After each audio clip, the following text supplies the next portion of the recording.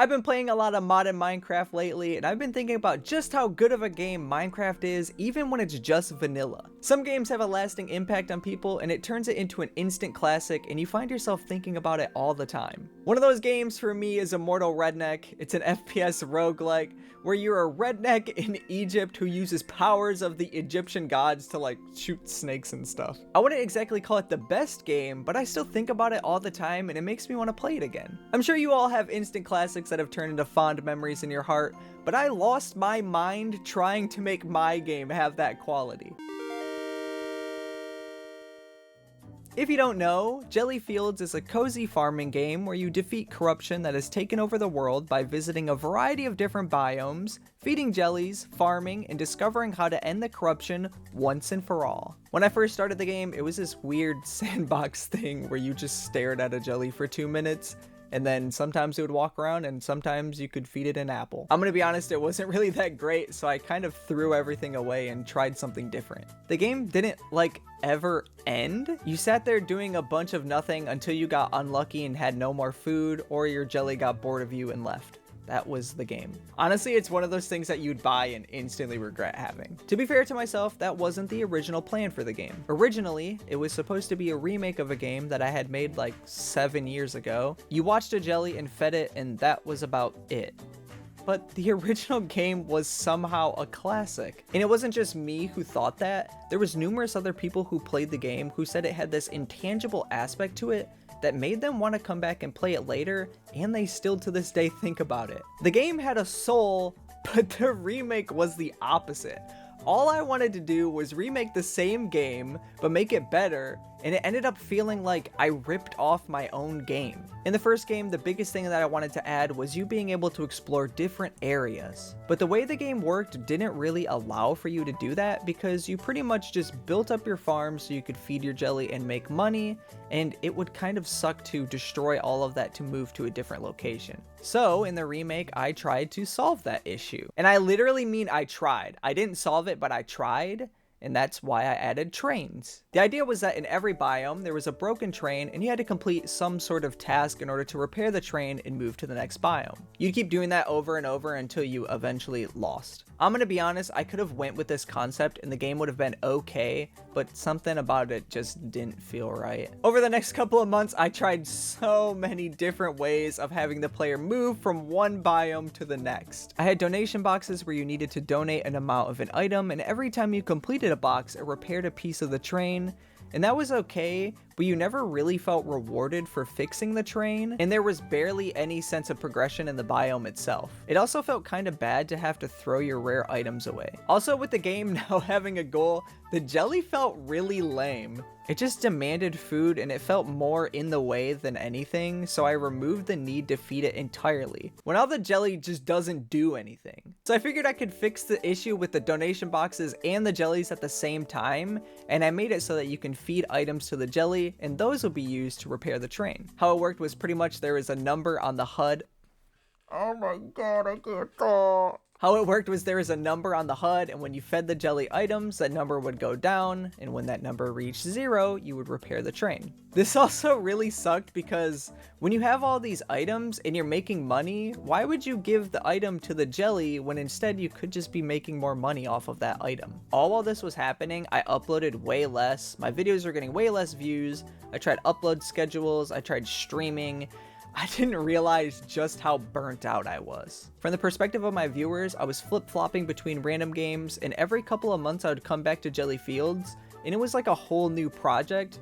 It was pretty bad, and it got worse. I started to really hate game dev, and I quit at a certain point. Game dev was never really my dream job, and I think all the stress from trying to make games for so long when I didn't really want to, it just caught up to me. It would get to the point where I was so burnt out, I would lay in bed for days straight, and something needed to change. Oh my god. So I decided to make Gelli Fields a little more linear, and because I didn't know what the audience for the game was, I just made the audience myself. My new approach for the game was that you could just put it on and empty your mind and just click things. The most memorable games for me are ones that I can put on when I'm having an anxiety attack. To bring it back to Minecraft, I like to go into creative mode, make it rain, and just build little houses. I'm pretty open about my anxiety disorder, and I think this game can not only be a classic, but it can also help people who suffer from anxiety just like me. Now I had a clear goal for what I wanted the game to be, but I was still really burnt out on game dev, so I quit, and I got my dream job. While I was away from game dev, powering up myself mentally and physically, I decided to make a new YouTube channel, and I didn't expect the videos to take off, but they kind of did. Having that be my main focus helped to relieve all that stress that I had to do something great with game dev. I could clearly see what I loved about game dev, and the stuff that really held me back with game dev. Moving away from Gelli Fields has turned it into an instant classic, and it's because I've just put so much love into it and none of that stress and discomfort is in the game anymore. I did things like overhauling the visuals for biomes. Tiles now don't have a full outline of the block anymore, and all of the item sprites are now 9x9. I added personality to many of the items too. Where am I? Instead of an apple, it's now called the float fruit, and it's called the float fruit because it floats. There's even an in-game challenge for dropping float fruit into a pond. I added fun and surprising luck-based aspects into the game too, like rare variant crops and a Lunapond machine that gives you items every time you level up. Every 5 levels, you also get a gold Lunapond with a chance to get super rare items like a Jolt that sells for a ton. Now there's real reasons to destroy the corruption. It's unsightly and harming the jellies that live in the biome. The corruption itself has also gotten some pretty big changes in terms of visuals and mechanics. Every single biome in the game has corruption that functions differently from the other ones. For example, in Friendly Fields, the corruption blocks the farm, so you have limited farming space until you clear it. You also don't have access to all the shop items, but you get more as you clear the corruption. Not only that, but every biome has essentially a superpower.